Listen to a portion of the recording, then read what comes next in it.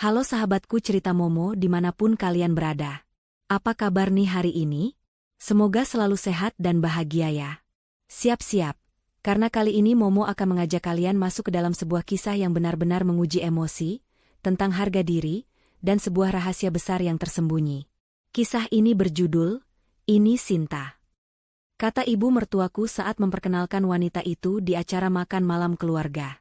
Mereka bangga mengisyaratkan dia akan cocok menggantikanku sebagai istri dan petinggi perusahaan keluarga. Apakah mereka lupa siapa aku sebenarnya? Kisah ini bercerita tentang Dian, yang diremehkan habis-habisan oleh mertua dan suaminya sendiri. Mereka bahkan berani memperkenalkan wanita baru, Sinta, yang dianggap lebih pantas menggantikan posisi Dian, baik di rumah maupun di perusahaan. Tapi, mereka tidak tahu kalau Dian memegang kunci rahasia yang jauh lebih besar dari yang mereka bayangkan. Bagaimana reaksi Dian saat mendapati dirinya diinjak-injak di depan umum? Apa rahasia besar yang selama ini ia sembunyikan? Dan kejutan apa yang akan ia berikan kepada Rafa dan Bu Mira yang sombong? Sebelum kita mulai, yuk dukung channel Cerita Momo ini. Jangan lupa like video ini, subscribe ke channel kami, dan nyalakan loncengnya agar tidak ketinggalan kisah-kisah seru lainnya. Terakhir, komen di bawah, nama kamu, asal kota kamu, dan ketik, hadir. Siap-siap ya, kita akan mulai petualangan emosi ini. Ayo kita saksikan bersama. Udara di ruang makan besar keluarga Wiratama malam itu terasa lebih dingin dari biasanya, bukan karena pendingin ruangan yang diatur terlalu rendah, melainkan karena ketegangan yang menggantung seperti kabut tebal yang tak terlihat. Lampu kristal mahal di atas meja memancarkan cahaya keemasan yang seharusnya terasa hangat. Namun bagi Dian, cahaya itu justru terasa menusuk dan menelanjangi. Ini adalah acara makan malam keluarga yang Bu Mira, sang mertua, agendakan mendadak, selalu merupakan pertanda buruk dalam kamus rumah tangga Wiratama. Dian tahu, suaminya, Rafa, hanya akan duduk diam, menyesap anggurnya, dan membiarkan drama itu dimainkan oleh ibunya. Sudah bertahun-tahun ia terbiasa dengan peran ganda yang dimainkan Rafa, suami yang lemah di hadapan ibu kandungnya, tetapi berubah menjadi diktator kecil di hadapan Dian. Dian duduk di kursinya, mengenakan gaun malam sederhana yang sengaja ia pilih untuk tidak menarik perhatian, suatu strategi pasif yang ia kembangkan untuk bertahan hidup di sarang singa ini. Di seberangnya, Bu Mira, dengan perhiasan berlian yang berkilauan seakan menantang, terus-menerus menatap pintu masuk ruang makan dengan ekspresi tidak sabar yang dibuat-buat. Di samping Bu Mira, Rafa mencoba terlihat santai, tetapi sesekali lirikan gelisahnya ke arah Dian menunjukkan ia tahu betul badai macam apa yang akan datang. Selama 10 tahun pernikahan, Dian telah menjadi istri yang sempurna sesuai definisi sosial. Ia menjaga rumah tangga Wiratama tetap terawat, mengelola staf, dan yang terpenting, tidak pernah menuntut apapun dari Rafa selain ketenangan. Namun, bagi Bu Mira, semua kesempurnaan itu tidak berarti apa-apa. Bagi Bu Mira, Dian hanyalah sebuah etalase yang sudah usang. Wanita dari latar belakang biasa yang harus selamanya berterima kasih karena telah diangkat derajatnya. Tepat pukul 8 malam, ketukan elegan terdengar di pintu depan, diikuti dengan suara langkah sepatu hak tinggi yang percaya diri di lantai marmer. Bu Mira langsung bangkit, senyum lebarnya seolah mendadak menyala. Sebuah senyum yang tak pernah Dian terima. Rafa juga ikut berdiri, ekspresi kegembiraannya terlalu kentara untuk disembunyikan. Masuklah seorang wanita yang sangat asing bagi Dian. Wanita itu tinggi, dengan rambut hitam lurus panjang yang terawat sempurna, mengenakan gaun kaktail yang harganya jelas setara dengan cicilan mobil mewah. Cara ia berjalan menunjukkan sebuah keakraban yang mengganggu dengan tuan rumah, seolah ia sudah sering ke rumah itu. Ah, ini dia. Sinta, sayang, mari masuk. Sapa Bu Mira dengan suara yang melengking bahagia, memeluk wanita itu erat-erat. Kemudian, Bu Mira menuntun Sinta ke meja makan, tatapannya langsung menembus Dian, sebuah tatapan yang penuh kemenangan dan penghinaan yang dingin. Dian, perkenalkan, ini Sinta. Ini Sinta, kata Bu Mira, nadanya penuh penekanan, seolah mengumumkan sebuah penemuan yang akan mengubah dunia mereka. Sinta ini lulusan terbaik dari universitas bisnis terkemuka di luar negeri, spesialisasi manajemen risiko, dan dia baru saja menyelesaikan proyek konsultasi yang sukses di Dubai. Bu Mira tidak berhenti sampai di situ. Ia melanjutkan rentetan pujian yang terasa seperti peluru yang ditujukan ke arah Dian. Sinta akan segera bergabung di posisi strategis di perusahaan kita. Jujur saja, kita butuh darah segar, ide-ide out of the box. Kita butuh seseorang yang benar-benar punya kapabilitas untuk mengurus aset besar Wiratama, bukan hanya mengurus bunga di taman atau memilih tirai baru. Katanya, senyum sinisnya terarah tepat ke wajah Dian. Kata-kata Bu Mira itu menusuk, meremehkan semua upaya Dian untuk menjaga martabat dan kesibukan yang ia ciptakan di rumah itu agar tidak gila. Sinta tersenyum, senyum profesional yang penuh perhitungan, mengulurkan tangannya kepada Dian. Senang bertemu dengan Anda, Ibu Dian. Saya dengar Anda sangat fokus pada kegiatan sosial. Itu bagus sekali, ucapnya dengan intonasi yang terlalu sopan, yang justru terdengar seperti sebuah belas kasihan. Dian membalas uluran tangan itu dengan jabat tangan singkat dan kuat, matanya bertemu dengan mata Sinta, tidak ada ketakutan, hanya ketenangan yang dingin. Ya, dan saya fokus pada apapun yang saya putuskan untuk kerjakan. Selamat datang, Nona Sinta. Semoga Anda bisa memenuhi ekspektasi Bu Mira. Jawab Dian, suaranya pelan tetapi tegas, menyiratkan bahwa ekspektasi itu sangat tinggi dan mudah gagal. Rafa, yang selama ini diam, kini menambahkan bahan bakar ke api. Sinta ini cerdas, Dian. Dia bahkan sudah menyusun beberapa proposal restrukturisasi yang sangat menjanjikan untuk divisi yang selama ini stuck. Kata Rafa, sengaja menekankan kata stuck seolah menyalahkan ketidakhadiran Dian di kantor. Bu Mira benar. Kita memang butuh profesional seperti Sinta untuk membawa perusahaan ke level berikutnya. Pernyataan Rafa adalah pengkhianatan yang paling menyakitkan. Bukan karena ia memuji wanita lain, tetapi karena ia secara terbuka menyetujui narasi ibunya bahwa Dian, istrinya, tidak cukup baik, tidak cukup pintar, dan dapat dengan mudah digantikan, baik di ranah bisnis maupun personal. Bu Mira tersenyum puas, melihat bagaimana Rafa dan Sinta kini terlibat dalam pembicaraan serius mengenai pasar modal, seolah Dian tidak ada di sana. Ya, Sinta ini, dia akan sangat cocok. Bukan hanya di kantor, tetapi juga di lingkungan sosial.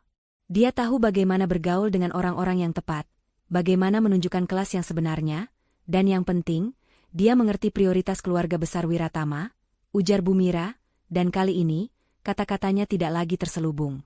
Bu Mira dengan bangga mengisyaratkan bahwa Sinta akan sangat cocok untuk menggantikan Dian, tidak hanya sebagai petinggi perusahaan, tetapi juga sebagai istri Rafa.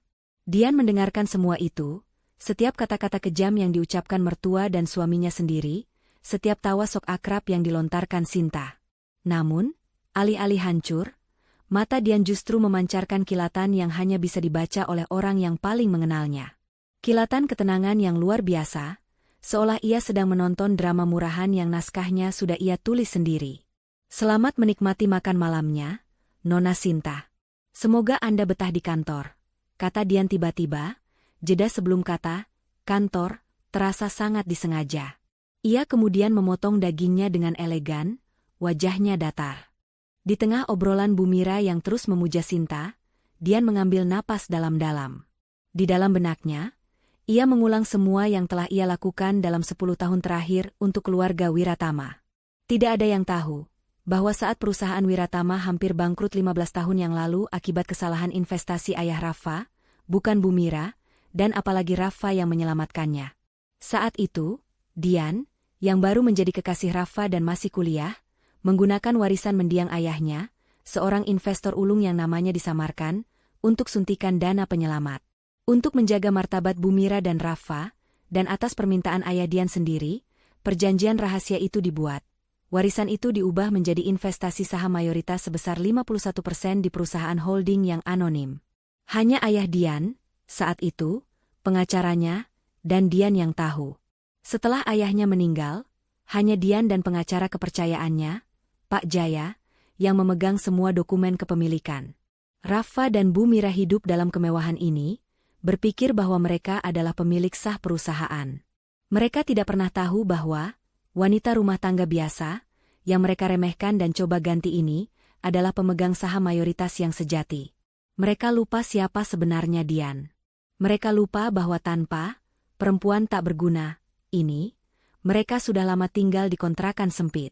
Dian meminum air putihnya. Senyum tenang itu kembali mengembang di wajahnya. Tetapi kali ini, senyum itu adalah janji kehancuran bagi Bumira dan Rafa. Mereka dengan bangga menyambut wanita lain untuk menggantikannya sebagai petinggi perusahaan dan istri. Mereka telah menandatangani surat kematian bisnis mereka sendiri. Dian sudah selesai bermain sebagai istri yang pasrah dan menantu yang sabar. Permainan sesungguhnya, permainan kekuasaan, baru saja dimulai. Dian bangkit dari kursinya dengan gerakan yang sangat anggun sehingga Bumira dan Rafa langsung terdiam. "Saya permisi duluan," katanya, suaranya tidak meminta izin, melainkan mengumumkan keputusan. "Tunggu, Dian, kita belum selesai makan," protes Bumira, raut wajahnya kesal karena Dian berani memotong momennya. "Saya sudah selesai, Bu," jawab Dian. Ia menoleh ke arah Rafa. Tatapannya kini berubah menjadi belas kasihan. "Rafa, nikmati malammu. Semoga keputusan yang kamu ambil hari ini tidak membuatmu menyesal seumur hidup." Lalu, Dian melangkah keluar dari ruang makan itu, meninggalkan Bumira, Rafa, dan Sinta yang tercengang di belakangnya. Suara langkahnya di tangga naik terdengar berat, bukan karena sedih, melainkan karena ia baru saja melepaskan topeng kesabaran yang ia kenakan selama ini. Saat ia sampai di kamarnya, Dian langsung mengunci pintu. Ia mengeluarkan ponsel lamanya, ponsel rahasia yang ia gunakan untuk komunikasi bisnis, dan menghubungi nomor yang sudah lama ia hafal. "Halo, Pak Jaya? Ini saya, Dian," bisiknya. "Saya ingin Anda menyiapkan semua dokumen. Semua yang diperlukan untuk pertemuan Dewan Darurat. Besok pagi, kita akan mulai. Sudah waktunya mereka tahu siapa pemilik sebenarnya dari semua yang mereka banggakan." Dian berjalan ke jendela kamarnya. Dari sana, ia bisa melihat Bumira dan Rafa yang masih duduk bersama Sinta, tertawa, dan merencanakan masa depan tanpa dirinya. Dian tersenyum. Senyum kali ini adalah senyum penuh kemenangan. Mereka telah memilih jalan mereka sendiri. Babak pertama telah selesai. Babak kehancuran mereka akan segera dimulai. Setelah Dian meninggalkan ruang makan, keheningan yang ia tinggalkan terasa lebih memekakan telinga daripada perdebatan apapun. Bumira adalah orang pertama yang memecah kebisuan, namun dengan nada meremehkan yang sama. "Lihatlah tingkahnya, Rafa, begitu saja merajuk. Sudah berapa tahun dia hidup santai berkat kita, tapi dia masih tidak tahu tempatnya," cibir Bumira sambil melambaikan tangan, seolah mengusir nyamuk. Sinta hanya tersenyum tipis. Sebuah senyum yang menunjukkan ia merasa superior dan sudah memenangkan babak pertama tanpa perlu berusaha. Rafa sendiri hanya menghela napas panjang. Sikapnya mencerminkan kelelahan dan ketidakmauan untuk berkonfrontasi, tetapi juga menunjukkan persetujuan diam-diam terhadap ibunya. Bagi Rafa, Dian adalah masalah rumah tangga, dan Sinta adalah solusi bisnis yang dipersembahkan oleh ibunya. Ia tidak menyadari, ia baru saja mengkhianati seluruh fondasi bisnisnya sendiri. Sementara di lantai atas, di balik pintu kamar yang terkunci rapat, Dian tidak merajuk. Ia tidak menangis. Ekspresinya dingin dan fokus, seolah ia baru saja menyelesaikan pemeriksaan rutin yang membosankan. Telepon rahasia yang ia genggam terasa dingin dan meyakinkan. Setelah pembicaraannya dengan Pak Jaya, pengacara senior yang selama ini menjadi perpanjangan tangannya dalam urusan korporasi, Dian merasakan gelombang energi baru. Perintahnya singkat dan tegas. Semua dokumen kepemilikan saham mayoritas dan perjanjian rahasia harus disiapkan, disalin, dan diamankan di brankas independen. Ia meminta Pak Jaya untuk hadir di kantor pusat Wiratama sebelum jam 9 pagi keesokan harinya, siap untuk mengaktifkan rapat Dewan Darurat. Tidak ada kompromi, tidak ada penundaan. Dian berjalan menuju meja kerjanya yang tersembunyi, sebuah meja lipat kecil di sudut kamar yang selama ini disamarkan di balik rak buku. Ia membuka sebuah jurnal bersampul kulit hitam. Di dalamnya, tertulis rapi semua rekapitulasi keuangan perusahaan Wiratama selama 10 tahun terakhir, dianalisis dengan ketelitian seorang ahli keuangan veteran. Angka-angka ini adalah bukti bisu betapa piciknya Bumira dan Rafa. Mereka mengira perusahaan itu berkembang karena kecerdasan Rafa, padahal faktanya, selama ini Dianlah yang mengarahkan Pak Jaya untuk melakukan intervensi strategis, menyelamatkan perusahaan dari kebangkrutan yang tak terhindarkan akibat manajemen Rafa yang ceroboh di beberapa proyek besar. Setiap angka kerugian yang dihindari, setiap proyek yang sukses dilepas, adalah hasil dari keputusan Dian yang dieksekusi oleh tangan dingin Pak Jaya. Saat makan malam itu, Bu Mira menyebutkan bahwa Sinta direkrut untuk menangani divisi yang stuck. Dian tahu divisi mana itu. Itu adalah divisi riset dan pengembangan yang terancam bangkrut, karena Rafa mengabaikan analisis risiko yang sudah dia kirimkan secara anonim melalui Pak Jaya. Ironisnya, proyek gagal itulah yang akan dijadikan alat oleh Sinta untuk membuktikan dirinya, padahal kegagalan itu sendiri sudah ada di depan mata. Dian sudah mempersiapkan rencana penyelamatan untuk divisi itu, tetapi ia sengaja menahannya. Ia menunggu momen yang tepat, momen di mana kerusakan sudah cukup parah sehingga intervensinya menjadi tidak terbantahkan. Keesokan paginya, suasana di meja sarapan Wiratama terasa tegang. Bu Mira dan Rafa sibuk mendiskusikan rencana kerja Sinta, mengabaikan Dian sepenuhnya. Dian duduk tenang, menikmati sarapannya tanpa mengucapkan sepatah kata pun. Ia mendengar Bu Mira berbicara dengan Sinta melalui telepon, berjanji untuk memberikan full akses ke hampir semua divisi keuangan. "Dian, dengar ya," kata Bu Mira tiba-tiba, menatapnya tajam. "Mulai hari ini, semua urusan keuangan rumah tangga dan kartu kredit perusahaan akan ditinjau. Kamu harus lebih hemat. Jangan membuat biaya yang tidak perlu. Sinta akan mengurus semuanya di kantor, jadi kamu fokus saja pada hal-hal domestik yang kamu kuasai. Jangan pernah lagi mengganggu urusan kantor Rafa. Jelas?" Rafa mengangguk setuju di samping ibunya, tidak berani menatap mata Dian. Perintah ini adalah pukulan telak yang disengaja. Tidak hanya Dian dicopot dari statusnya sebagai istri direktur utama, ia juga dicopot dari statusnya sebagai penikmat kemewahan Wiratama, sebuah upaya untuk memotong sayapnya. Dian meletakkan sendoknya dengan suara pelan yang menarik perhatian. Ia akhirnya berbicara, suaranya tenang, tetapi setiap kata yang keluar memiliki bobot yang mematikan. "Tentu, Bu, saya mengerti. Semua harus ditinjau," katanya. "Tapi ada satu hal yang Ibu dan Rafa lupakan saat membuat rencana ini." "Apalagi yang kamu dramatisir?" balas Bu Mira kesal. "Kalian terlalu fokus pada siapa yang akan duduk di kursi sebelah Rafa, sampai lupa siapa yang benar-benar membangun kursi itu," ujar Dian, matanya menatap Bu Mira lurus-lurus. "Silakan tinjau semua keuangan. Silakan berikan full akses ke Sinta. Saya hanya punya satu pesan untuk kalian berdua sebelum saya pergi." Ia berdiri dari meja, mengambil tas tangan kecilnya. Rafa dan Bu Mira menatapnya, bingung dan sedikit gelisah karena ketenangan Dian terasa tidak wajar. "Bilang saja ke dia," kata Dian, suaranya naik sedikit, penuh otoritas yang tak pernah mereka dengar darinya, "untuk membayar semua hutang anakmu di bank yang sampai ratusan juta itu. Saya sudah tidak akan peduli lagi dengan kalian. Kalian panik soal hutang? Saya akan pergi dan kalian bisa berurusan dengan konsekuensinya sendiri." Pernyataan itu, tentang hutang Rafa yang tersembunyi, langsung menghantam mereka seperti sambaran petir.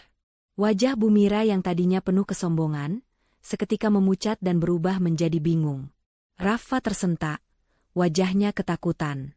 Hutang itu adalah rahasia yang ia yakini hanya ia dan bank yang tahu, hutang yang ia gunakan untuk membeli beberapa aset pribadi mewah tanpa sepengetahuan ibunya. "Dian, apa yang kau bicarakan? Dari mana kau tahu?" desis Rafa, setengah berbisik. "Jangan pura-pura terkejut, Rafa," balas Dian, sinis. "Saya tahu segalanya. Dan hari ini, saya tidak akan membereskannya lagi. Selamat tinggal. Uruslah urusan kalian sendiri." Dian langsung berbalik dan meninggalkan rumah itu tanpa menunggu jawaban, mengabaikan teriakan Bu Mira yang memanggil namanya dengan panik. Bu Mira dan Rafa terperangkap dalam kepanikan ganda.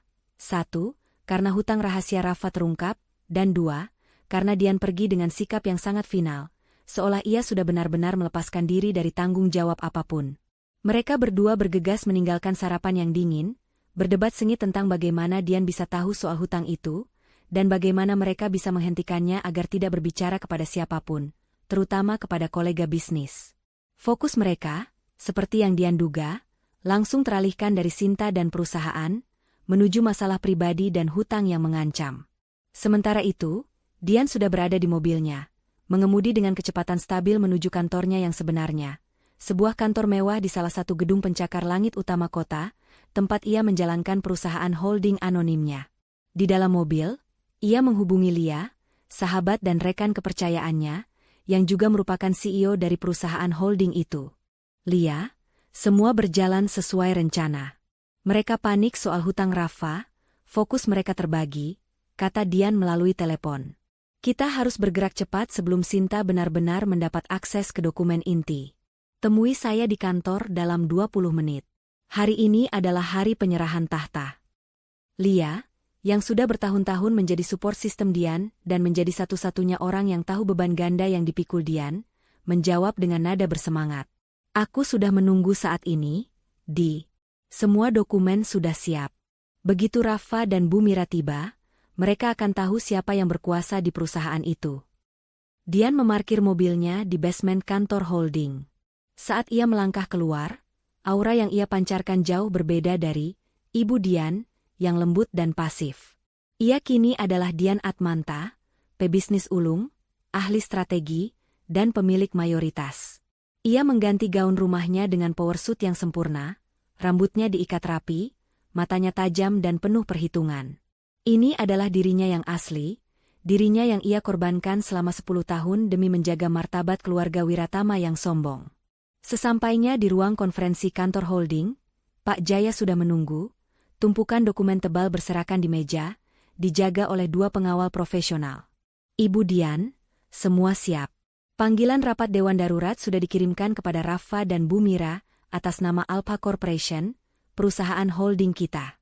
Mereka akan tiba di kantor Wiratama dan terkejut melihat tidak ada rapat di sana, melainkan sebuah alamat baru yang mengarahkan mereka ke sini, jelas Pak Jaya.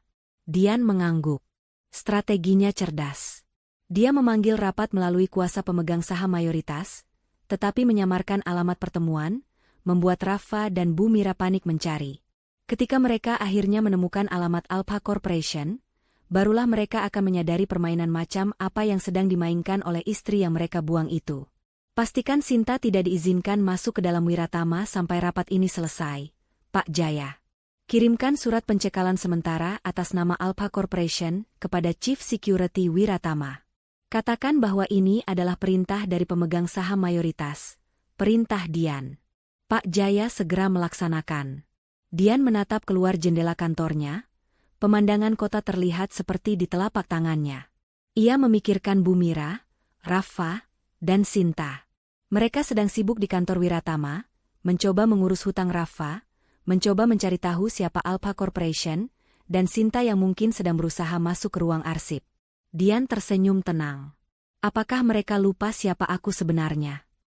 Pertanyaan itu kini bukan lagi bisikan di hati, melainkan sebuah pernyataan fakta yang akan ia cetakkan dengan tinta tebal di surat kabar bisnis keesokan harinya. Identitasnya yang tersembunyi sebagai penyelamat, sebagai pemilik sejati, akan segera terungkap. Babak pertarungan sengit telah dimulai, dan kali ini, Dian bermain sebagai dirinya sendiri, sang ratu sejati. Setelah kepergian Dian yang mendadak dan pernyataan tentang hutang Rafa, suasana di rumah mewah Wiratama berubah drastis dari ketegangan yang elegan menjadi kekacauan yang brutal.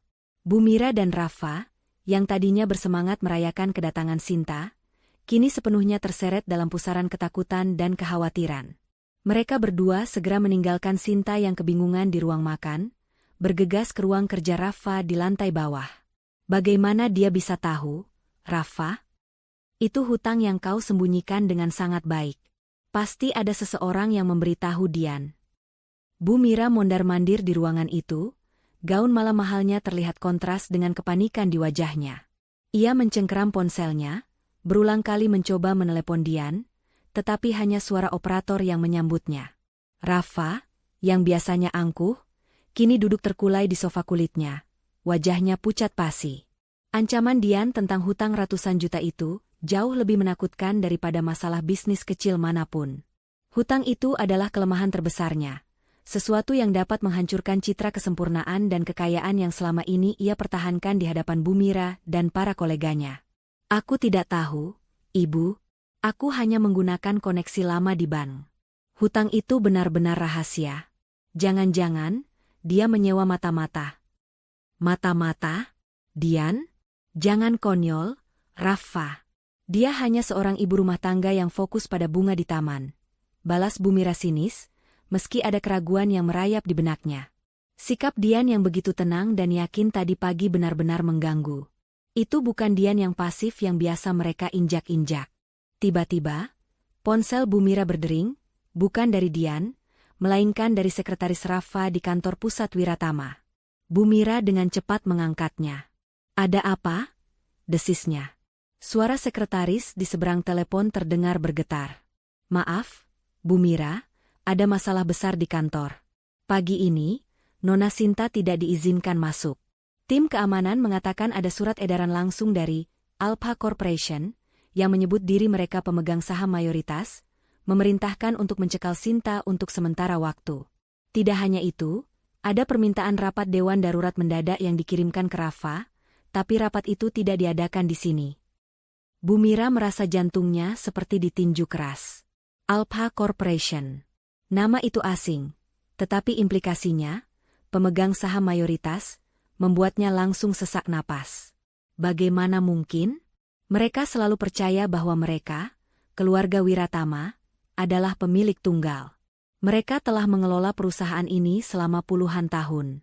Alpha Corporation? Apa itu? Cek segera siapa di belakang perusahaan bodoh itu. Dan Rafa, kau harus hadiri rapat itu. Di mana alamatnya?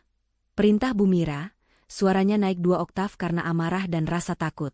Rafa meraih surat panggilan rapat itu. Alamat yang tertera membawa mereka ke gedung pencakar langit yang paling bergengsi di kota, di lantai paling atas. Alamat yang mereka yakini hanyalah kantor konsultan hukum atau investasi asing. Ini alamat di gedung G, Ibu. Kita harus segera ke sana. Ini pasti ulah kompetitor yang ingin mengacaukan rencana kita dengan Sinta. Rafa dan Bu Mira, yang kini dipersatukan oleh ketakutan yang sama, bergegas ke mobil mereka. Perjalanan menuju gedung G terasa seperti perjalanan menuju tiang gantungan. Bu Mira terus-menerus mengumpat, menyalahkan Dian yang pergi di saat kritis, dan menyalahkan Rafa yang tidak becus menutupi hutangnya. Pikiran mereka kini terbelah. Di satu sisi mereka harus menyelesaikan misteri Alpha Corporation yang mengancam bisnis mereka, di sisi lain, mereka harus menemukan Dian dan memaksanya diam soal hutang Rafa. Sementara itu, di kantor Alpha Corporation, Dian sedang duduk di ujung meja konferensi berlapis marmer hitam, memancarkan aura kekuasaan yang tak terbantahkan. Di sampingnya, Pak Jaya memegang sebuah map kulit tebal berisi bukti kepemilikan saham, dan Lia berdiri tegak, sebagai saksi dan dukungan moral. Dian menatap layar monitor yang menampilkan rekaman real-time pintu masuk kantor Wiratama. Ia melihat Sinta diusir oleh petugas keamanan. Wajah Sinta yang tadinya sombong kini dipenuhi kebingungan dan kemarahan. Dian tersenyum tipis. Langkah pertamanya berhasil, memecah fokus musuh, dan melumpuhkan ancaman baru. Tepat 15 menit kemudian, pintu ruang konferensi Alpha Corporation terbuka. Rafa dan Bu Mira masuk dengan tergesa-gesa, wajah mereka lelah dan penuh amarah. Mereka melihat kemewahan ruangan itu, pemandangan 360 derajat kota, lukisan-lukisan asli, perabot desainer, dan langsung menyimpulkan bahwa ini adalah kantor konsultan hukum yang sangat mahal dan kuat. Mereka mencari-cari petinggi Alpha Corporation, tetapi yang mereka temukan di sana hanyalah Pak Jaya, seorang pengacara yang mereka kenal secara sekilas di beberapa acara perusahaan. "Pak Jaya, apa-apaan ini? Siapa Anda berani mengirimkan surat panggilan darurat kepada Direktur Utama Wiratama? Dan apa hak Alpha Corporation mencekal karyawan baru kami?" seru Bu Mira, langsung menyerang dengan nada menuduh. Pak Jaya tetap tenang, menunjuk ke kursi di seberang meja. "Silakan duduk, Bu Mira, Pak Rafa. Rapat Dewan Darurat sudah dimulai. Dan saya di sini atas nama pemegang saham mayoritas perusahaan Wiratama." "Pemegang saham mayoritas?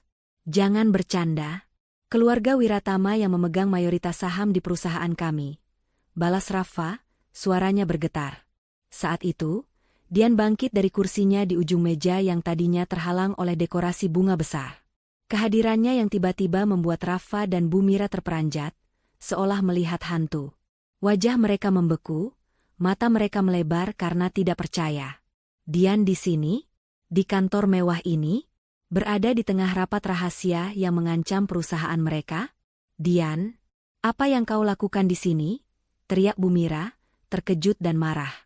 Dian berjalan perlahan menuju pusat meja, tatapannya tajam dan menghakimi.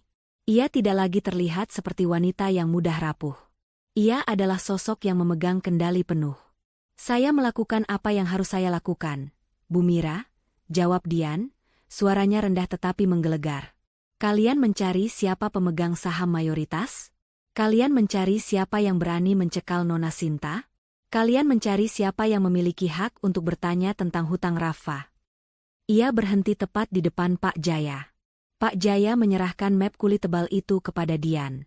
Dian mengambilnya, membalikkan map itu, dan meletakkannya di meja, tepat di hadapan Bu Mira dan Rafa. Di sampulnya, terdapat kop surat resmi dengan logo perusahaan Wiratama dan dokumen bertuliskan, perjanjian kepemilikan saham mayoritas, 51%. Kalian terlalu sibuk melihat keluar, mencari pengganti saya, sampai lupa melihat siapa yang sebenarnya berada di samping kalian selama 10 tahun ini, kata Dian. Ia menunjuk logo Alpha Corporation di dinding. Pak Jaya adalah CEO sementara dari Alpha Corporation, dan Alpha Corporation adalah perusahaan holding anonim yang saya dirikan untuk mengelola warisan ayah saya. Warisan yang, saat itu, saya gunakan untuk menyelamatkan perusahaan Wiratama dari kebangkrutan total 15 tahun yang lalu, Bu Mira. Dunia Bu Mira dan Rafa runtuh dalam sekejap. Kenyataan pahit menghantam mereka. Wanita yang mereka anggap miskin, pasif, dan hanya fokus pada hal domestik, adalah penyelamat bisnis mereka dan, yang paling menakutkan, pemilik mayoritas yang sejati. Wajah Bu Mira berubah dari merah, karena amarah menjadi putih pucat, karena ketakutan yang ekstrim. Tidak mungkin. Ini bohong. Kau tidak punya uang sebanyak itu. Kau hanya wanita biasa. Bu Mira mencoba menyangkal, suaranya kini terdengar seperti lolongan keputusasaan. Silakan, Pak Jaya, tunjukkan bukti transfer dana awal dan semua dokumen legal yang sudah ditandatangani oleh ayah Rafa dan pengacara lama ibu. Perintah Dian. Pak Jaya dengan sigap membuka map itu, menyebar salinan dokumen legal, yang tidak mungkin dipalsukan, di atas meja. Rafa, yang kini berdiri, mendekat dan membaca dokumen itu dengan mata gemetar. Tanda tangan ayahnya ada di sana, perjanjian rahasia itu valid. Rasa takutnya kini berganti menjadi penyesalan yang mendalam dan memuakan. Kamu selama ini merahasiakan ini? Kamu membiarkan kami meremehkanmu? Tanya Rafa, suaranya sangat pelan, hampir tidak terdengar. Saya merahasiakannya untuk menjaga martabat keluarga kalian, Rafa. Ayahmu sendiri yang meminta agar identitas pemilik saham mayoritas ini dirahasiakan, agar ibu bisa tetap memimpin perusahaan tanpa merasa dipermalukan. Tapi, kalian melupakan semua kebaikan itu. Kalian membalasnya dengan penghinaan, pengkhianatan, dan mencoba menggantikan saya dengan wanita lain. Jawab Dian, matanya tak berkedip, air matanya kering karena ia telah mencapai titik didih. Jadi, tentang hutangmu yang ratusan juta itu, lanjut Dian, nadanya kembali berubah menjadi bisnis. Tentu saja saya tahu. Karena saya adalah pemegang saham mayoritas, dan setiap pengeluaran besar, bahkan hutang pribadi direktur utama, akan terdeteksi di dalam sistem audit rahasia saya. Hutang itu adalah cerminan dari manajemen keuangan pribadimu yang buruk. Dan kini, karena kalian ingin meninjau keuangan saya akan melakukan tinjauan yang sama, tetapi dengan hak penuh dari pemilik. Dian mengambil posisi duduk di kursi utama, kursi yang seharusnya menjadi miliknya sejak lama. Ia melipat tangannya di dada. Rapat Dewan Darurat ini diselenggarakan untuk satu tujuan. Bu Mira, Rafa, kata Dian, mengakhiri perdebatan. Saya, sebagai pemegang saham mayoritas, menggunakan hak saya untuk mengambil alih kendali penuh Wiratama. Bu Mira, semua wewenang Anda di perusahaan dicabut per hari ini. Rafa, Anda dicopot dari jabatan direktur utama. Dan Nona Sinta, ia telah dicekal dan akan segera menerima surat pemutusan hubungan kerja. Bu Mira ambruk di kursi, seolah semua kekuatannya direnggut paksa. Rafa menatap Dian, matanya memohon, penyesalan mulai terlihat jelas, tetapi sudah terlambat.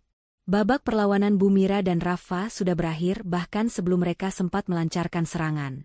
Mereka baru saja menyaksikan wanita yang mereka buang, menaiki tahta yang selama ini mereka yakini sebagai milik mereka sendiri. Keputusan Dian untuk mencabut semua wewenang Bumira dan mencopot Rafa dari jabatan Direktur Utama Wiratama di kantor Alpha Corporation adalah pukulan telak yang tidak terduga. Setelah pengungkapan yang menghancurkan di bab 3, suasana di ruang konferensi itu benar-benar lumpuh. Bumira terdiam, kepalanya tertunduk di atas meja marmer, tidak mampu menerima kenyataan bahwa kekaisaran yang ia yakini mutlak miliknya kini dikendalikan oleh menantu yang selama ini ia anggap tak berdaya. Rafa, yang kini dicopot dari jabatannya, menatap Dian dengan campuran ketakutan, amarah, dan pengkhianatan.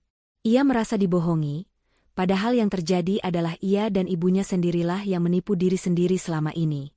Dian, kau tidak bisa melakukan ini. Rafa mencoba memohon, suaranya serak. Kita adalah suami istri. Perusahaan ini adalah warisan keluargaku. Kau tidak bisa mencopotku begitu saja. Dian menatap Rafa dengan pandangan kosong. Warisan keluargamu? Rafa, ini adalah warisan ayahku yang aku gunakan untuk menyelamatkan perusahaan ayahmu. Selama 10 tahun, aku membiarkanmu duduk di kursi itu demi menjaga martabatmu dan martabat ibumu. Tapi kau malah meremehkanku, dan ibu merencanakan penggantianku dengan wanita lain. Ketika kalian membuat rencana untuk menyingkirkanku, kalian secara otomatis melepaskan hak moral atas belas kasihanku. Jawab Dian, setiap katanya terdengar seperti vonis hukum yang tidak dapat diganggu-gugat. Pak Jaya segera melanjutkan. Berdasarkan dokumen kepemilikan saham mayoritas dan juga klausul kontrak yang ditandatangani oleh almarhum ayah Rafa, pemegang saham mayoritas berhak melakukan perubahan struktur manajemen kapan saja, tanpa persetujuan direktur atau dewan komisaris. Ini adalah keputusan yang sah secara hukum, tegasnya, sambil menyerahkan surat keputusan resmi kepada Rafa dan Bumira. Bumira tiba-tiba bangkit, wajahnya merah. Dian, pikirkan konsekuensinya. Ini akan menjadi skandal besar. Kita akan menjadi bahan tertawaan. Apakah kau tega menghancurkan nama baik keluarga Wiratama, hanya karena cemburu pada Sinta? Cemburu? Dian tertawa sinis, tawa yang terdengar pahit. Bumira, kehancuran nama baik keluarga ini sudah ibu mulai saat ibu secara terbuka dan bangga memperkenalkan Sinta sebagai pengganti saya. Saya hanya membereskan kekacauan yang sudah kalian ciptakan. Dan tentang skandal, percayalah, ini baru permulaan. Setelah mengumumkan keputusannya, Dian tidak memberi kesempatan lagi untuk perdebatan. Ia memerintahkan Pak Jaya untuk mengantar Rafa dan Bumira keluar dari kantor Alpha Corporation dan memastikan mereka diantar langsung kembali ke rumah Wiratama. Dian juga menegaskan bahwa mulai saat itu, Rafa dan Bumira dilarang memasuki kantor Wiratama tanpa izin tertulis dari Dewan Komisaris yang baru, yang akan dikendalikan langsung olehnya. Saat Bumira dan Rafa dipaksa keluar, mereka seperti dua orang asing di kota mereka sendiri. Mereka adalah mantan penguasa yang kini tak berdaya.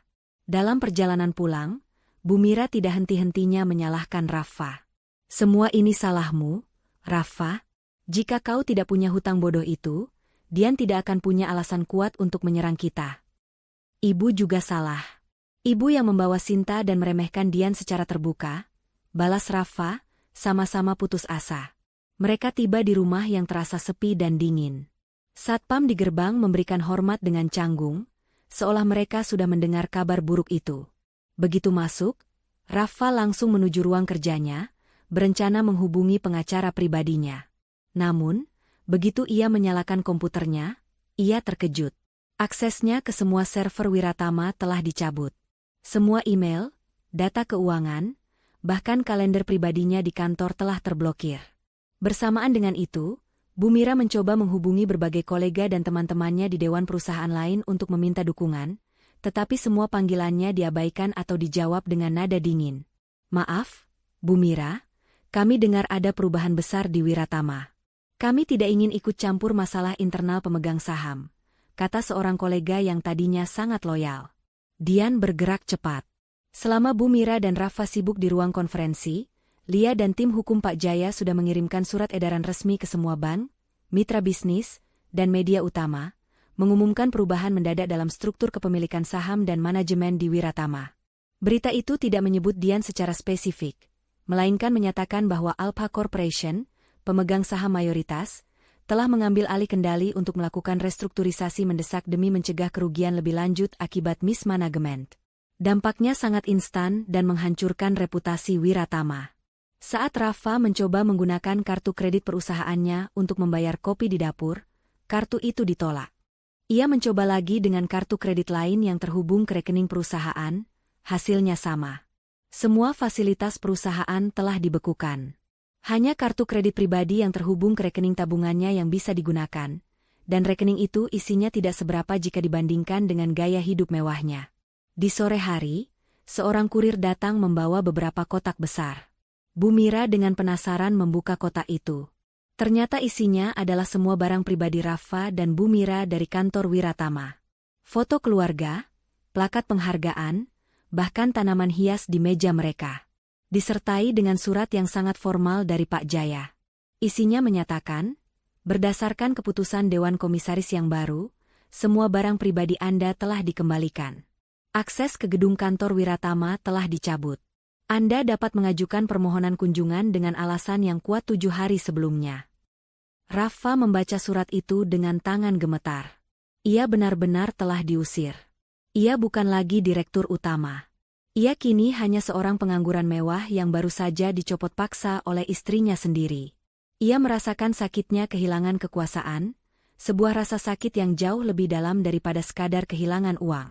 Ia melihat Bu Mira, yang kini duduk di tangga, menangis terseduh-seduh, sesuatu yang sangat jarang terjadi. Rafa, kita tidak punya apa-apa lagi, isak Bu Mira. Aku sudah menghubungi Sinta. Dia juga dipecat. Dia bilang dia akan menuntut. Tapi siapa yang mau membela kita? Seluruh kota tahu, perusahaan ini diambil alih oleh pemegang saham mayoritas yang marah.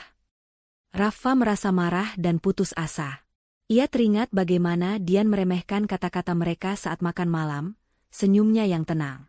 Ia tidak pernah menduga bahwa di balik sikap pasif itu tersembunyi kecerdasan finansial yang luar biasa dan kekuatan hukum yang tak terhentikan. Di tempat lain, Dian menghabiskan sisa hari itu di kantor Wiratama, duduk di kursi direktur utama yang dulu ditempati Rafa. Ia didampingi oleh Lia dan Pak Jaya, melakukan audit lengkap. Ia melihat semua angka, semua proposal yang ditolak Rafa, dan semua kegagalan yang hampir terjadi. Ia menemukan proposal Sinta. Proposal itu tidak inovatif, melainkan penuh risiko dan ceroboh, hanya upaya untuk menarik perhatian Bu Mira, tetapi dapat menyebabkan kerugian besar jika disetujui. Dian tersenyum. Sinta memang tidak sehebat yang digembar-gemborkan Bu Mira. Malam itu, Dian memutuskan untuk tidak kembali ke rumah Wiratama. Ia menginap di apartemen mewahnya yang lain, yang juga ia beli diam-diam. Saat ia menikmati ketenangan dan kemewahan yang ia ciptakan sendiri, ponsel lamanya berdering. Nomor Rafa. Dian membiarkannya berdering, lalu mengirimkan pesan singkat, "Saya akan menghubungi pengacara untuk mengajukan gugatan cerai. Semua komunikasi mulai sekarang hanya melalui Pak Jaya. Nikmati konsekuensi dari pilihanmu." Pesan itu adalah konfirmasi terakhir yang dibutuhkan Rafa, bahwa pernikahan mereka telah berakhir. Rasa penyesalan yang mendalam mulai merayap di hati Rafa. Ia tidak hanya kehilangan istri yang tenang, ia kehilangan penyelamatnya, dan yang terpenting, ia kehilangan segalanya, kekuasaan, harta, dan masa depan. Ia kini hanya seorang pria yang berlumuran hutang ratusan juta, diusir dari kantornya sendiri, dan diceraikan oleh wanita yang paling diremehkan. Setelah dicopot paksa dan dilarang masuk ke kantor Wiratama, Bu Mira dan Rafa terperosok dalam kekosongan yang mengerikan. Mereka terjebak di rumah mewah yang kini terasa seperti penjara, dikelilingi oleh harta benda yang ironisnya dikendalikan sepenuhnya oleh Dian. Tidak ada lagi pertemuan dewan, tidak ada lagi jadwal kantor, hanya tumpukan tagihan yang mulai berdatangan karena semua fasilitas perusahaan telah dibekukan, termasuk layanan prabayar untuk beberapa aset mewah mereka. Bu Mira mencoba mengatur pertemuan dengan beberapa teman lamanya, tetapi semuanya menolak karena takut terseret dalam konflik Alpha Corporation yang kini menjadi buah bibir di kalangan elit bisnis. Rafa, yang kehilangan tujuan hidupnya, menghabiskan waktunya dengan mondar-mandir dan mencoba menghubungi Dian melalui telepon rumah, yang tentu saja tidak pernah dijawab. Ia putus asa, menyadari betapa parahnya ia meremehkan Dian. Kehilangan Dian bukan hanya kehilangan seorang istri, tetapi kehilangan sumber kekuasaan, perlindungan, dan penyelesaian masalah tanpa batas. Penyesalan itu mulai berubah menjadi amarah yang diarahkan kepada Bu Mira dan Sinta. Ini semua karena ibu. Dan wanita tak berguna itu, bentak Rafa pada Bu Mira. Jika ibu tidak membawa Sinta ke sini, jika ibu tidak merendahkan Dian secara terbuka, ini semua tidak akan terjadi. Jangan salahkan ibu, Rafa, balas Bu Mira, kini sama-sama emosional. Ibu hanya ingin yang terbaik untukmu. Ibu hanya ingin kau punya istri yang selevel, yang bisa dibanggakan di kantor. Bagaimana ibu bisa tahu kalau Dian menyembunyikan kekayaan sebesar itu? Di tengah kekacauan mereka, tiba-tiba Sinta muncul. Ia datang tanpa diundang, membawa koper kecilnya, dan meminta izin untuk tinggal sementara. Sinta, yang juga dipecat dan reputasinya tercoreng, melihat rumah Wiratama sebagai benteng terakhirnya. Ia tidak berniat menyerah. Sinta yakin, jika ia bisa mendapatkan data atau bukti kecil yang dapat merusak citra Dian atau menemukan celah hukum dalam perjanjian saham Alpha Corporation, ia bisa membalikan keadaan dan mengklaim statusnya kembali, bahkan mungkin sebagai penyelamat Wiratama dari cengkeraman asing, Dian. Rafa, Bu Mira, saya tahu kalian kecewa, kata Sinta dengan suara yang tenang dan meyakinkan, memainkan peran sebagai sekutu yang setia. Tapi jangan menyerah. Dian mungkin menguasai saham mayoritas, tapi dia adalah istri yang meninggalkan suaminya dan menantang mertuanya. Ada banyak aspek etika dan moral yang bisa kita serang. Kita harus mencari titik lemah Dian, di luar hukum perusahaan. Sinta mulai melakukan manuvernya di dalam rumah Wiratama. Ia berpura-pura membantu Bu Mira mengurus tagihan dan mencoba menjadi mediator antara ibu dan anak. Namun, tujuan utamanya adalah mengakses informasi.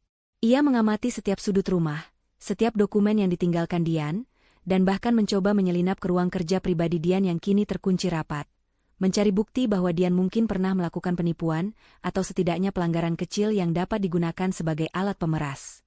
Pada saat yang sama, di luar sana, Dian sedang bekerja keras. Setelah mengambil alih Wiratama, ia langsung mengubah nama perusahaannya menjadi Wiratama Atmanta Group, secara halus memasukkan namanya sendiri ke dalam entitas bisnis. Ia menunjuk Lia sebagai direktur keuangan yang baru dan Pak Jaya sebagai CEO sementara. Prioritas Dian adalah membersihkan kotoran yang ditinggalkan Rafa dan Bu Mira, terutama menyelesaikan masalah proyek yang macet dan merestrukturisasi hutang ratusan juta Rafa agar tidak merusak rating perusahaan. Lia, selesaikan audit internal dalam 48 jam. Saya ingin tahu persis di mana semua uang terbuang. Pak Jaya, siapkan tim untuk menyelesaikan hutang Rafa itu. Kita tidak bisa membiarkan masalah pribadi merusak citra grup yang baru ini. Bayar lunas semua hutangnya, tapi pastikan ada klausul yang menegaskan bahwa pembayaran itu adalah pinjaman pribadi kepada Rafa dari Alpha Corporation, bukan dari Wiratama Atmanta Group, perintah Dian di ruang rapat. Beberapa hari kemudian, Pak Jaya mendatangi Rafa di rumah. Rafa dan Bu Mira sedang duduk tegang di ruang tamu bersama Sinta. Pak Jaya datang membawa sebuah amplop tebal. Pak Rafa, Ibu Dian telah memerintahkan untuk melunasi hutang pribadi Anda sebesar 875 juta rupiah di Bank X. Semua sudah lunas per hari ini, kata Pak Jaya dengan nada dingin. Wajah Rafa dan Bu Mira seketika menunjukkan kelegaan yang luar biasa. Beban berat itu terangkat seketika. Syukurlah. Dian, dia masih peduli pada kita, kata Bu Mira, matanya berbinar penuh harapan. Tunggu dulu, Bu Mira, potong Pak Jaya. Pembayaran ini dilakukan oleh Alpha Corporation sebagai bentuk pinjaman pribadi. Di dalam amplop ini ada surat perjanjian hutang baru. Anda, Pak Rafa, harus menandatanganinya. Cicilan akan ditarik dari rekening pribadi Anda. Dan surat ini juga menyatakan bahwa Alpha Corporation berhak menuntut pelunasan segera jika Anda gagal mematuhi persyaratan, termasuk tidak mengganggu Ibu Dian atau perusahaan Wiratama Atmanta Group. Rafa dan Bu Mira kembali terpuruk. Dian tidak membantu mereka. Ia hanya mengubah kreditur mereka dari bank yang menakutkan menjadi dirinya sendiri, yang kini menjadi kreditor paling kejam dan paling berkuasa.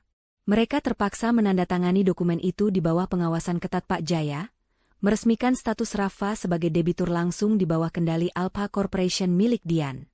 Sinta, yang menyaksikan drama itu, menyadari bahwa serangan langsung di ranah hukum dan bisnis tidak akan berhasil. Ia harus menyerang Dian di ranah pribadi. Setelah Pak Jaya pergi, Sinta mendekati Rafa. Rafa, dengarkan aku. Dian ini pintar, sangat pintar. Dia sudah memblokir semua celah hukum. Tapi dia punya kelemahan, yaitu ego dan masa lalunya, bisik Sinta. Dia sangat bangga pada ayahnya. Kita harus cari tahu, siapa ayah Dian sebenarnya. Dan apakah ayahnya pernah melakukan kesalahan bisnis yang bisa kita gunakan untuk merusak reputasi Dian sebagai investor berintegritas. Rafa, yang putus asa, setuju dengan ide Sinta. Ia memang ingat, ayah Dian adalah sosok yang sangat misterius, selalu bepergian, dan namanya tidak pernah benar-benar dikenal di lingkaran bisnis Wiratama. Sinta mulai bekerja secara rahasia. Ia menggunakan koneksi underground dan mantan rekan-rekan kerjanya untuk menggali informasi tentang almarhum ayah Dian. Namun, di pihak Dian, Lia telah memperingatkannya. Sinta itu ambisius. Dia akan mencoba mencari tahu masa lalu atau kelemahanmu. Kita harus pastikan informasi tentang ayahmu benar-benar terkunci.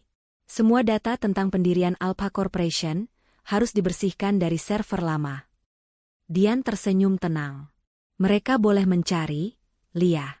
Tapi ayahku adalah seorang jenius. Dia selalu meninggalkan umpan di antara perangkap untuk musuh-musuhnya. Biarkan Sinta mencari. Semakin keras dia menggali, semakin jauh dia akan tersesat dari kebenaran yang sebenarnya. Fokus kita sekarang adalah aset. Kita akan mengirimkan kejutan nyata. Dian, melalui Pak Jaya, memerintahkan sebuah langkah drastis, penarikan aset rumah mewah. Bukan rumah Wiratama yang utama, tetapi villa mewah di puncak bukit yang selalu dibanggakan Rafa sebagai properti investasi terbaiknya. Villa itu, seperti kebanyakan aset Wiratama lainnya, ternyata masuk dalam kategori aset yang diagunkan di bawah perjanjian rahasia Dian. Langkah ini adalah tamparan nyata untuk menunjukkan kepada Rafa dan Bu Mira bahwa kekuasaan Dian meluas hingga ke setiap benda yang mereka sentuh dan banggakan. Pagi itu di kediaman Wiratama terasa tegang, tetapi sunyi. Bu Mira dan Rafa, meskipun kini tanpa jabatan dan hanya mengandalkan rekening pribadi Rafa yang makin menipis, masih berusaha mempertahankan wajah. Mereka menikmati kopi mahal mereka dengan ekspresi pura-pura tenang, seolah semua yang terjadi hanyalah liburan yang diwajibkan. Sinta, di sisi lain, tampak sibuk. Ia terus-menerus menempel pada Rafa, berpura-pura memberikan dukungan moral sambil sesekali berbisik tentang informasi yang ia kumpulkan mengenai almarhum ayah Dian. Meskipun belum ada hasil konkret, upaya Sinta membuat Rafa merasa ada harapan untuk membalikkan keadaan. Aku yakin, Rafa, kata Sinta, meyakinkan. Pasti ada sesuatu yang Dian sembunyikan di masa lalu. Orang yang tiba-tiba muncul dengan kekayaan sebesar itu, pasti memiliki catatan yang tidak bersih. Kita hanya perlu waktu untuk membuka semua file yang sudah ia kunci. Cepatlah, Sinta, desah Rafa, frustrasi. Aku tidak tahan lagi. Aku dicopot, semua temanku menghindar, dan sebentar lagi, hutang dari Dian akan mencekiku. Aku harus mendapatkan kembali apa yang menjadi hakku. Saat mereka sedang membicarakan rencana serangan balik, tiba-tiba terdengar suara klakson mobil yang memekakan telinga dari luar gerbang. Bukan klakson tamu, melainkan klakson yang menandakan kedatangan rombongan besar. Bu Mira mengernyitkan dahi. Ia melihat ke jendela dan terkejut. Di depan gerbang, berjejer 3 mobil van hitam besar dan 2 mobil pengawal. Di belakang van tersebut, ada sebuah truk besar dengan logo sebuah perusahaan lelang properti yang sangat terkenal di kota. Siapa mereka? Apa yang terjadi? Bu Mira bertanya dengan panik, jantungnya mulai berdebar kencang. Rafa segera berlari ke pintu depan, diikuti Bu Mira dan Sinta. Seorang pria berjas hitam yang tampak sangat resmi, memegang klipbord tebal, sedang menunggu di teras. Di belakangnya berdiri 2 orang petugas keamanan berseragam, tatapan mereka dingin dan profesional. Selamat pagi. Saya Bima dari kantor jasa penilaian dan lelang properti Wiratama Atmanta Group, sapa pria itu tanpa senyum. Wiratama Atmanta Group? Apa maksudnya? Kami adalah pemilik rumah ini. Seru Bu Mira, maju selangkah dengan amarah yang mendidih. Maaf, Bu. Kami di sini bukan untuk rumah ini, jawab Bima dengan nada datar. Kami di sini untuk menjalankan surat perintah penyitaan dan penarikan aset. Rafa merasa perutnya mual. Penyitaan apa? Aku tidak punya tunggakan kredit bank lagi. Hutangku sudah dilunasi. Betul, Pak Rafa, sahut Bima. Hutang Anda kepada Bank X memang sudah dilunasi oleh Alpha Corporation. Namun, penarikan aset ini adalah bagian dari klausa perjanjian pemegang saham mayoritas yang telah diaktifkan oleh Ibu Dian. Kami di sini untuk mengambil alih villa mewah Anda yang berada di Puncak Cemara. Pernyataan itu, villa di Puncak Cemara, langsung menghantam Rafa. Villa itu adalah kebanggaannya. Villa itu adalah tempat ia menghabiskan akhir pekan bersama teman-teman elitnya, tempat ia merasa paling berkuasa. Tempat itu adalah simbol statusnya yang terakhir. Tidak. Kau tidak bisa. Itu properti investasi pribadi saya. Itu tidak ada hubungannya dengan perusahaan. Rafa berteriak. Suaranya pecah karena shock. Bima hanya tersenyum dingin. Maaf, Pak Rafa. Properti itu dibeli sebagian menggunakan dana pinjaman perusahaan yang tersembunyi. Dan yang paling penting, properti itu terdaftar sebagai salah satu aset yang diagunkan di bawah perjanjian darurat yang ditandatangani oleh almarhum ayah Anda, sebagai jaminan tambahan kepada pemegang saham mayoritas, jika terjadi mismanagement atau pelanggaran kontrak.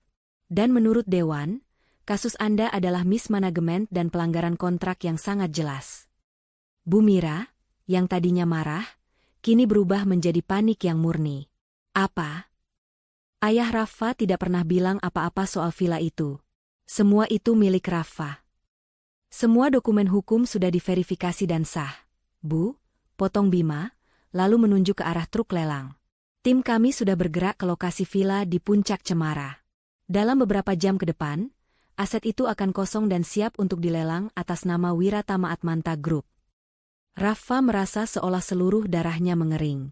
Ia baru saja kehilangan kekuasaan, dan sekarang, ia kehilangan simbol kemewahan dan kebebasannya. Ia menyadari betapa kejam dan terperincinya rencana Dian. Dian tidak hanya mengambil perusahaan, ia akan mengambil semua kenangan manis dan semua kebanggaan palsu yang Rafa miliki. Penarikan aset ini adalah tamparan nyata dan pukulan finansial yang menyakitkan. Sinta, yang berada di belakang Rafa, juga terkejut. Dia menyadari betapa kuatnya Dian. Alpha Corporation bukan hanya menguasai kantor, tetapi juga memegang kendali atas setiap benda berharga yang dimiliki keluarga ini. Pak Bima, tunggu. Sinta maju dengan cepat, mencoba menggunakan kecerdasan hukumnya. Villa itu aset pribadi, dan perjanjian itu mungkin bisa diperdebatkan. Kalian tidak bisa melakukan penyitaan tanpa putusan pengadilan yang final. Kami memiliki putusan pengadilan yang sangat spesifik yang mengizinkan penarikan aset dengan klausul agunan yang telah disetujui sebelumnya. Nona Sinta, balas Bima, bahkan tidak repot-repot menanyakan namanya. Dan yang paling penting, Ibu Dian sudah membayar lunas hutang Pak Rafa sebesar ratusan juta kepada bank, dan kini hutang itu menjadi agunan baru untuk pinjaman pribadi Pak Rafa kepadanya. Ini adalah permainan yang sangat bersih, Nona. Bu Mira langsung terduduk di teras. Rasa malu dan putus asa membanjiri dirinya. Ini bukan lagi soal uang, ini soal dipermalukan di depan umum. Tetangga-tetangga mulai mengintip dari balik pagar mereka, menyaksikan mobil-mobil besar dan truk lelang yang terparkir di depan gerbang Wiratama. Isu skandal perusahaan kini berubah menjadi tontonan kehancuran pribadi yang disiarkan langsung di lingkungan elit. Rafa, yang benar-benar tidak berdaya, meraih ponselnya dan mencoba menelepon Pak Jaya. Kali ini, Pak Jaya mengangkatnya. Pak Jaya, hentikan. Aku mohon. Villa itu segalanya bagiku. Biarkan aku menyimpannya. Aku akan melakukan apa saja. Rafa memohon dengan suara yang menyedihkan. Maaf, Pak Rafa, jawab Pak Jaya, suaranya dingin dan profesional. Keputusan ini datang langsung dari Ibu Dian. Tujuannya bukan untuk mengambil properti, tetapi untuk mengirimkan pesan yang sangat jelas. Anda telah menghina kekuasaannya, dan ini adalah konsekuensinya. Aku ingin bicara dengan Dian. Di mana dia? Ibu Dian sedang sibuk. Beliau sekarang menjabat sebagai CEO The Fajto Wiratama Atmanta Group, dan sedang merestrukturisasi perusahaan yang sudah Anda hancurkan. Semua komunikasi harus melalui saya, pengacara beliau, jawab Pak Jaya. Putus asa, Rafa menoleh kepada Sinta. Sinta, lakukan sesuatu. Bukankah kau bilang kau punya rencana? Sinta, yang kini menyadari betapa berbahayanya Dian, mundur sedikit. Aku sedang mencoba menggali, Rafa, tapi dia terlalu bersih. Semua asetnya dilindungi dengan lapisan hukum yang rumit. Aku harus mencari celah di masa lalu ayahnya. Sementara Bu Mira terus meratapi nasibnya, Rafa mendapatkan ide gila. Ia bergegas masuk ke dalam rumah, ke kamarnya. Ia membuka brankas rahasianya dan mengeluarkan perhiasan-perhiasan peninggalan ibunya, serta arloji-arloji mewah koleksinya. Ia berlari kembali keluar dan menyodorkan perhiasan-perhiasan itu ke tangan Bima. Ambil ini, berapapun nilainya. Ambil semua ini, tapi batalkan penyitaan villa. Bima menatap perhiasan mahal itu, lalu menatap Rafa dengan pandangan jijik. Maaf, Pak Rafa. Perintahnya jelas, villa itu harus disita dan dilelang. Kami tidak menerima suap. Apalagi dengan barang-barang yang mungkin juga masuk dalam daftar agunan tersembunyi, kata Bima, lalu ia memberi isyarat kepada timnya. Truk lelang itu mulai bergerak pergi. Penarikan aset telah selesai. Rafa terduduk di tangga, dikelilingi oleh perhiasan mahal yang kini terasa tak berarti, menyaksikan simbol kekuasaannya yang terakhir diambil paksa. Ia tidak hanya kehilangan harta, ia juga kehilangan harga diri. Rasa penyesalan kini berubah menjadi kebencian yang mendalam kepada dirinya sendiri, karena telah meremehkan seorang wanita yang kini memegang semua nasibnya di tangan. Bu Mira mendekati Rafa, dan untuk pertama kalinya, mereka berdua tidak saling menyalahkan, tetapi terperangkap dalam duka kehancuran yang sama. Beberapa hari setelah penyitaan villa di Puncak Cemara, rumah Wiratama diselimuti aura kekalahan. Bu Mira jatuh sakit karena tekanan mental, dan Rafa semakin tenggelam dalam keputusasaan. Sinta masih berada di rumah itu, terus mencoba mencari celah. Tetapi ia merasa semakin frustrasi karena setiap langkah Dian selalu dilindungi oleh lapisan hukum yang tak tertembus. Pada suatu sore, di tengah keheningan yang menyesakan, Rafa menerima sebuah amplop resmi yang tebal. Dengan tangan gemetar, ia membuka dan membaca isinya. Itu adalah surat gugatan cerai dari Dian. Gugatan itu sangat formal dan rinci, mencantumkan bukan hanya alasan umum perselisihan, tetapi juga serangkaian pengkhianatan emosional dan bisnis, termasuk upaya terang-terangan Rafa untuk menggantikannya, yang diperkuat dengan kesaksian dari berbagai pihak.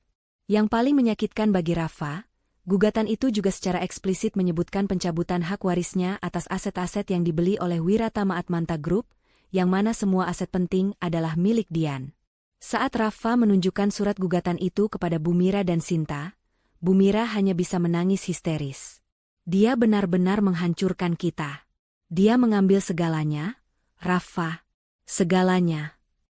Sinta mencoba menjadi penasihat, menyarankan, kita harus menyerang balik.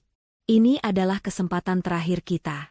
Kita harus memanfaatkan sidang cerai ini untuk menuntut pembagian harta Gonogini secara adil, dan paling penting, kita harus menemukan bukti kelemahan di balik Alpha Corporation untuk membatalkan perjanjian saham. Sinta kemudian mengungkapkan sedikit hasil penyelidikannya yang samar. Aku berhasil menemukan petunjuk kecil. Ayah Dian, yang diklaim sebagai investor ulung, ternyata pernah terlibat dalam sebuah kasus sengketa properti besar di masa lalu. Kasus itu ditutup secara misterius. Jika kita bisa membuktikan ayah Dian mendapatkan uangnya secara tidak etis, perjanjian saham itu bisa dianggap cacat. Rafa mendapatkan sedikit harapan dari ide Sinta. Ia setuju untuk menggunakan sengketa properti lama ayah Dian sebagai senjata utama mereka di pengadilan. Ia akan menuntut Gonogini, dan pada saat yang sama, ia akan menantang keabsahan seluruh kekuasaan Dian. Kabar mengenai gugatan cerai itu dengan cepat menyebar dan menimbulkan gempar di kalangan elit bisnis. Semua mata tertuju pada sidang cerai Wiratama, sebuah drama yang jauh lebih menarik daripada skandal bisnis biasa. Dian, yang sudah mengantisipasi langkah ini, bersiap dengan tenang. Ia tahu Rafa dan Sinta akan menggali masa lalu ayahnya. Saat diwawancarai singkat oleh media, Dian memberikan pernyataan pertama yang mengejutkan publik. Saya memahami upaya pihak sana untuk mendiskreditkan saya dengan menyerang masa lalu almarhum ayah saya, kata Dian. Ayah saya, almarhum Atmosudiro, memang seorang jenius yang sering berada di balik layar. Kasus sengketa properti yang mereka sebutkan? Itu bukan kejahatan. Itu adalah sebuah kasus di mana ayah saya yang menemukan dan membongkar skema pencucian uang terbesar pada masanya melalui properti. Ayah saya tidak pernah mengambil uang kotor. Sebaliknya, ayah sayalah yang menerima komisi legal tertinggi dari pemerintah sebagai imbalan untuk jasanya dalam memulihkan aset negara. Uang itu bersih, dan itu yang menjadi modal utama Alpha Corporation. Pengungkapan itu adalah bom kedua yang dilemparkan Dian ke publik. Selama ini, ayah Dian dikenal sebagai investor biasa. Namun, fakta bahwa ia adalah pahlawan anti pencucian uang yang bekerja secara rahasia untuk pemerintah, menjelaskan kekayaan besar dan perlindungan hukum yang dimiliki Dian. Pengungkapan ini secara efektif menampar balik Sinta dan Rafa. Mereka mengira mereka menemukan lumpur. Padahal yang mereka temukan adalah medali kehormatan yang berkilauan. Rafa, yang melihat berita itu di televisi, merasakan harapan yang baru saja ia dapatkan seketika musnah. Rencana Sinta, yang ia yakini akan berhasil, ternyata hanya memperkuat citra Dian sebagai wanita yang memiliki integritas dan kekuatan di atas rata-rata. Sidang cerai dijadwalkan. Rafa harus menghadapi Dian di pengadilan, di mana ia akan bertarung tidak hanya untuk pernikahannya, tetapi juga untuk martabat yang tersisa, melawan seorang wanita yang ternyata adalah pahlawan bisnis rahasia. Hari sidang perceraian Dian dan Rafa tiba. Media massa dan kamera wartawan memadati lobi pengadilan, semua menantikan drama dari kehancuran mendadak keluarga elit Wiratama. Rafa hadir dengan Bu Mira, yang kini terlihat jauh lebih tua dan rapuh, dan Sinta, yang bertindak sebagai konsultan moral. Mereka duduk di barisan belakang, berbisik memberikan instruksi.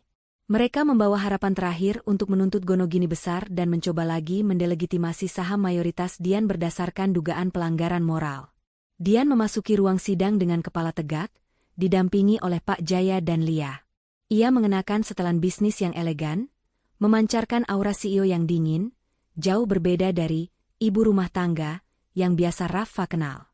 Pertarungan di ruang sidang ini terasa seperti pertarungan antara ilusi kekuasaan yang dulu dipegang Rafa dan kekuasaan sejati yang kini dikuasai Dian. Pengacara Rafa memulai serangan dengan keras. Ia mencoba melukiskan Dian sebagai istri yang tidak sensitif, yang tiba-tiba menghilang dan merampas warisan keluarga. Fokus utamanya adalah membuktikan bahwa perusahaan holding Alpha Corporation milik Dian tidak memiliki koneksi emosional atau moral untuk mengambil alih Wiratama, dan menuntut Dian memberikan setengah dari aset perusahaan sebagai harta Gonogini. Saat tiba giliran Pak Jaya, ia dengan tenang menyajikan fakta-fakta yang tak terbantahkan. Pak Jaya menjelaskan bahwa Alpha Corporation tidak pernah merampas apapun. Ia hanya menggunakan haknya yang sah setelah bertahun-tahun menutupi kesalahan manajemen Rafa dan Bu Mira. Kemudian, Dian dipanggil ke mimbar saksi. Rafa menatapnya dengan pandangan penuh penyesalan. Pengacara Rafa mencoba memojokkan Dian, menanyakan mengapa ia menyembunyikan kekayaan sebesar itu selama 10 tahun, dan apakah itu bukan bentuk pengkhianatan terhadap kepercayaan pernikahan. Dian menjawab dengan tenang dan lugas. Saya merahasiakan status saya sebagai pemegang saham mayoritas atas permintaan almarhum ayah Rafa, untuk menjaga martabat keluarga mereka. 10 tahun saya habiskan untuk mendukung perusahaan ini dari balik layar tanpa pengakuan, hanya untuk melihat suami dan mertua saya meremehkan saya dan mencoba menggantikan saya dengan Nona Sinta. Dian menoleh sedikit, tatapannya menyapu Sinta di belakang Rafa. Saya tidak meninggalkan suami saya karena masalah finansial. Saya meninggalkan suami saya karena penghinaan yang terus-menerus dan pengkhianatan. Mereka bukan hanya meremehkan saya sebagai istri, tetapi juga meremehkan ayah saya, yang mana seluruh asetnya diperoleh secara sah sebagai imbalan untuk jasanya dalam membasmi kejahatan keuangan. Niat mereka untuk menggantikan saya dengan Nona Sinta, dan upaya mereka untuk mencemarkan nama baik ayah saya, adalah bukti yang cukup bahwa tidak ada lagi dasar moral untuk mempertahankan pernikahan ini. Saat giliran Rafa bersaksi, ia mencoba memohon. Ia mengakui hutangnya, ia mengakui kesalahannya karena meremehkan Dian, dan ia bahkan memohon agar Dian mempertimbangkan untuk membatalkan gugatan cerai demi nama baik keluarga. Namun, permohonannya sudah terlambat. Kemudian, Bu Mira, dengan emosi yang meledak-ledak, meminta izin untuk berbicara kepada hakim. Yang mulia hakim, tolong pertimbangkan nasib anak saya. Dian sudah mengambil segalanya. Dia tidak perlu semua itu. Dia adalah wanita yang kejam. Dia menghancurkan keluarga kami. Dian hanya tersenyum dingin. Pak Jaya segera menyela, Yang Mulia, Ibu Dian tidak mengambil apa-apa. Ia hanya mengambil kembali apa yang memang sudah menjadi miliknya secara hukum. Dan mengenai tuntutan harta Gonogini, perlu kami tegaskan bahwa sebagian besar aset yang dimaksud adalah properti Wiratama Atmanta Group, yang dimiliki 51% oleh Alpha Corporation, perusahaan milik klien kami sebelum pernikahan. Semua itu bukan harta bersama, melainkan modal yang digunakan klien kami untuk menyelamatkan perusahaan. Pengacara Rafa yang putus asa kemudian memainkan kartu terakhir Sinta. Ia mencoba menuntut bahwa Sinta perlu dipanggil sebagai saksi untuk membuktikan adanya perselingkuhan emosional antara Rafa dan Sinta, yang merupakan alasan utama konflik. Namun, sebelum Sinta sempat dipanggil, Pak Jaya menyajikan bukti tak terduga. Kami memiliki bukti, Yang Mulia, yang menunjukkan bahwa Nona Sinta telah mencoba mengakses dan menyebarkan informasi pribadi yang tidak benar mengenai almarhum ayah Ibu Dian, sebagai bagian dari upaya untuk memeras klien kami. Tindakan ini merupakan intervensi yang tidak etis dan menunjukkan niat buruk yang direncanakan, kata Pak Jaya, menyerahkan dokumen dan screenshot percakapan Sinta dengan rekan-rekan underground-nya kepada hakim. Sinta terkejut. Ia tidak tahu bagaimana Dian bisa mendapatkan informasi itu. Dian rupanya sudah menyewa tim ahli IT yang memantau komunikasi Sinta sejak ia masuk ke rumah Wiratama. Di tengah suasana yang tegang, hakim memberikan putusan sementara yang sangat jelas. Gugatan cerai Dian diterima. Hakim juga menyatakan bahwa tidak ditemukan bukti kuat, adanya harta Gonogini yang signifikan yang bisa dibagi, karena sebagian besar aset dimiliki oleh perusahaan Alpha Corporation sebelum pernikahan.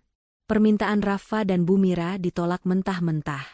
Rafa dan Bu Mira, didampingi Sinta, meninggalkan ruang sidang dalam keadaan hancur total. Mereka telah kalah di meja makan, kalah di kantor, kalah dalam urusan finansial, dan sekarang, mereka kalah di pengadilan. Mereka menatap Dian, yang berjalan keluar dengan langkah percaya diri, menuju takdir barunya sebagai CEO Wiratama Atmanta Group yang baru dan tunggal. Setelah putusan pengadilan, Dian resmi menjadi wanita yang mandiri dan berkuasa penuh.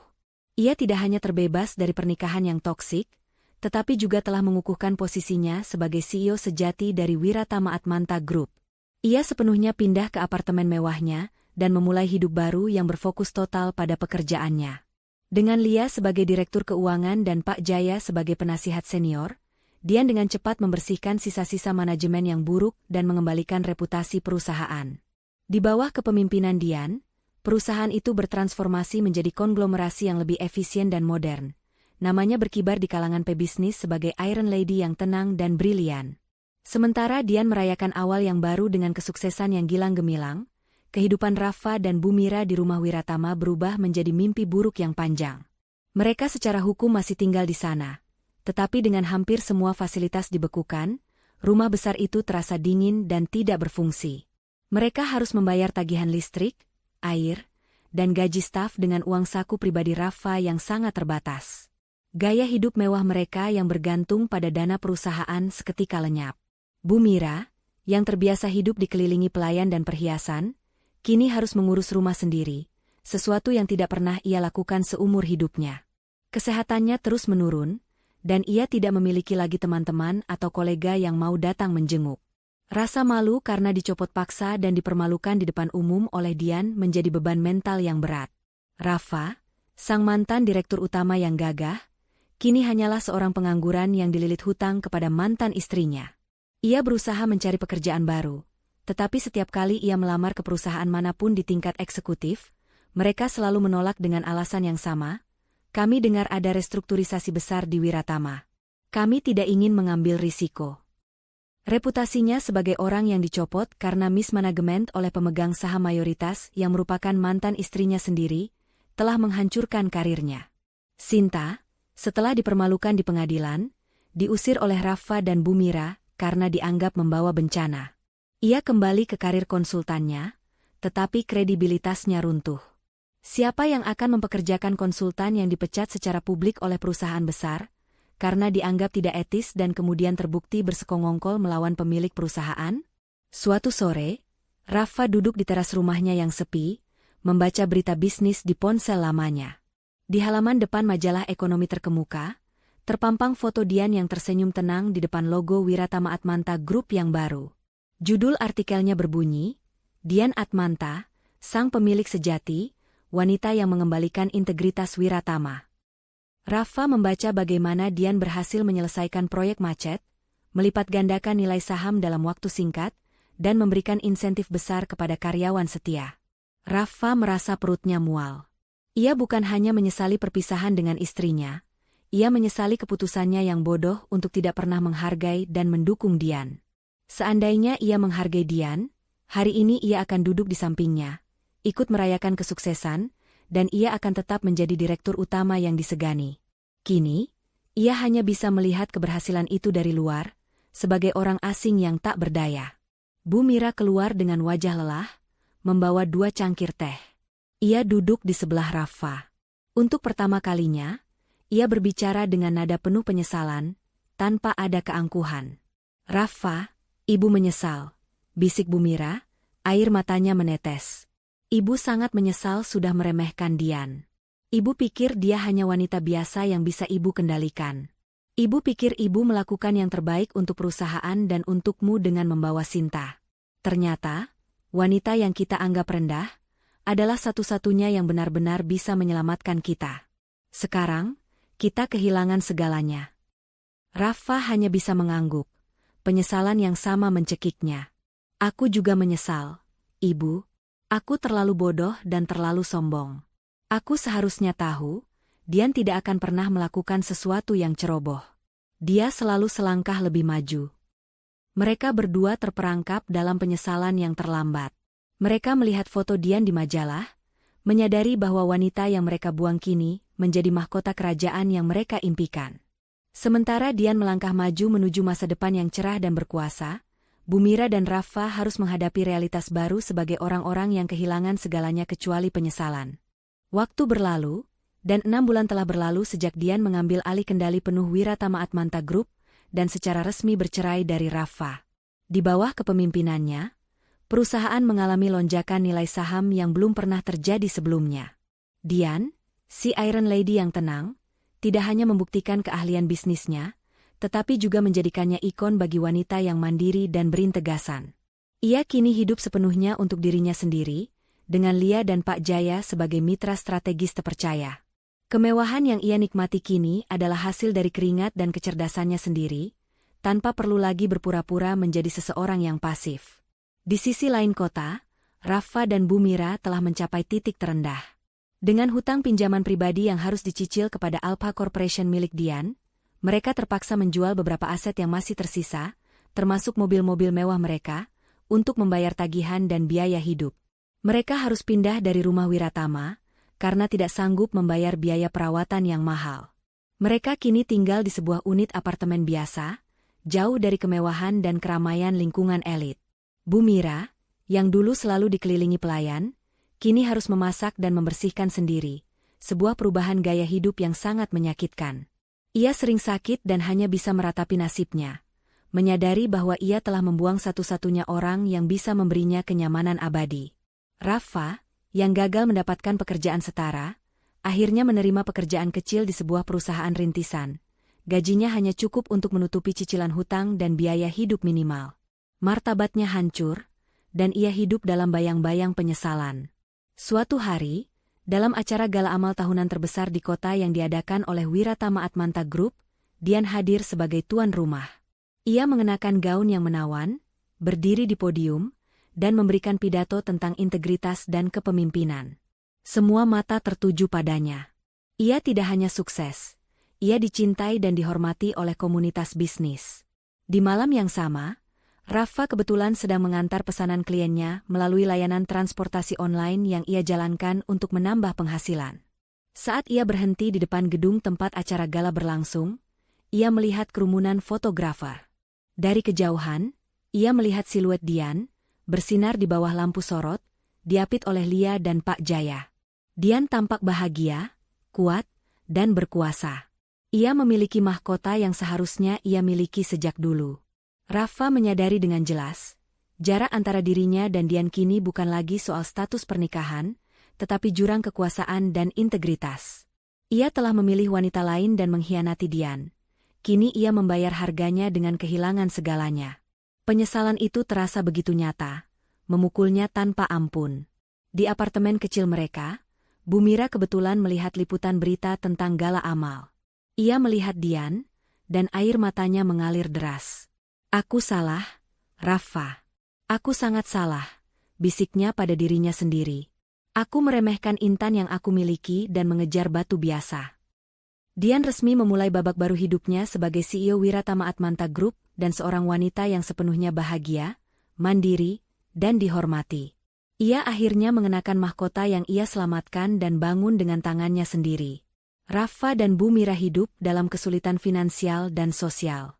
Mereka harus bekerja keras hanya untuk membayar hutang kepada Dian, yang menjadi pengingat abadi akan kebodohan dan kesombongan mereka. Penyesalan adalah satu-satunya harta yang tersisa bagi mereka, sementara Dian terus maju, menjadi inspirasi bagi banyak orang. Jangan pernah meremehkan ketenangan seseorang yang sabar.